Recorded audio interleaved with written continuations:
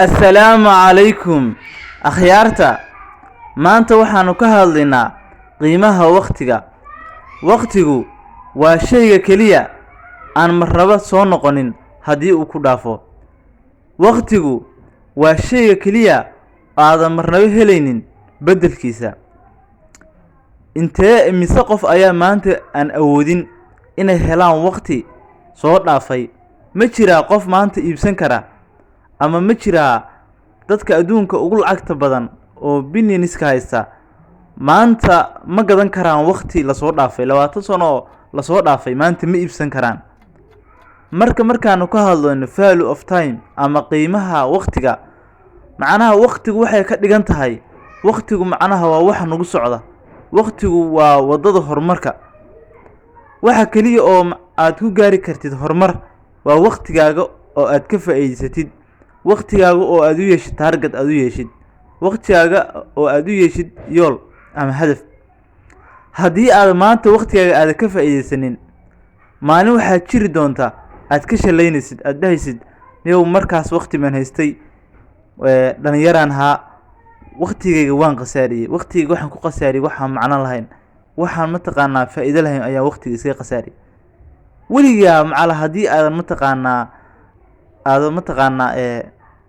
macala hanti aad leedahay oo aad macala ganacsado aad tahay, waqtiga kusoo dhaafay mar walba ka shalaynaysaa.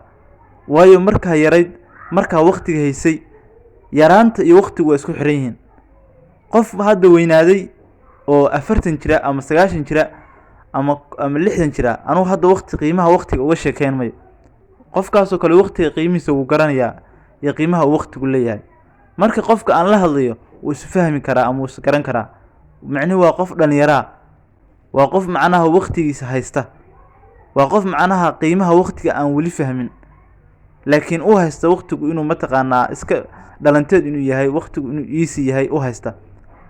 haddaba walaalkayo, waqtigu wax fudud maaha. waqtigu waa shay kaliya aadan marnaba helin beddelkiisa. la soco, maanta waa sabti weeye. maanta ay sabti tahay, sabti beddelkeeda marnaba heli maysid. ha ka yaabin sabtidan inay sabtida kale kula mid noqoto, ha ka yaabin, marnaba kugu noqon mayso. marka walaalkayo, waxaan ku dhahayaa don't waste your time. marnaba ha khasaarin waqtigaaga. haddii aad doonaysid inaad horumar gaartid, inaad mataqaanaa wax walba aad macnaha qabatid, waqtigaaga ka faa'iideyso.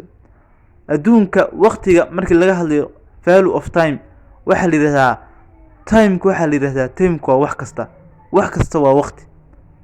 haddii waxbarasho noqoto waa waqti, haddii mataqaanaa dhalinyarnimo noqoto waa waqti, haddii ay dhalmo noqoto waa waqti, haddii mataqaanaa ay wax walba oo mataqaanaa la sameynayo waqti bay ku xiran tahay.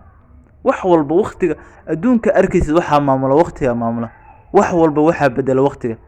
adduunku mataqaanaa sidii qarniyo hore siduu hadda ahaa maanta maaha, waa waqtiga bedelay. adiga naftaadana waxaa bedeli kara waqtiga bedeli kara. marka maanta laga bilaabo ka faa'iideyso qiimaha waqtigaaga. ogowna inaad tahay qof qaniya. ma ogid maanta inaad qof qaniya inaad tahay, isma ogid inaad taajir tahay, ma ogid. laakiin aniga hadda kuu sheegaya taajir baa tahay, lacag ayaad haysataa. time is money markii la leeyahay, macnaha wax kale lagama wado. time is money. waqtigu waa lacag. waqtigu macnaha waa qaali.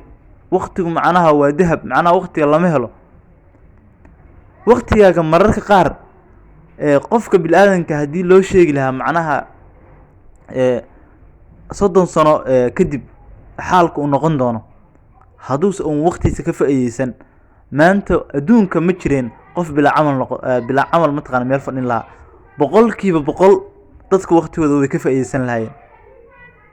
base haddeer 90% dadka waqtigooda kama faa'iideystaan. waxa waqtiga ka faa'iideysa waa 10%. waa dad aad u yar weeye aan macnaha baa waqtigooda ka faa'iideysta. haddaba maanta laga bilaabo waqtiga ka faa'iideyso, marnaba waqtiga ha ku qasaarin waxyaabaha unnecessary-ga aan loo baahnayn. marnaba waqtiga ha ku qasaarin. waqtiga waxaad ku qasaaraysaa waxa muhiim ku ah adiga kaliya. maanta oo dhan waxaan ka soo hadlaynay value of time iyo qiimaha waqtiga. qiimaha waqtiga uu leeyahay horta qof weyn horta wuu garanayaa laakiin qof dhalinyaro aan garanin ayaan la hadlayaa. Fadlan haddii aad muuqaalkan ka heshay, fadlan ugu dhiirigeli inaad subscribe noo saartid. aad baad u mahadsantahay.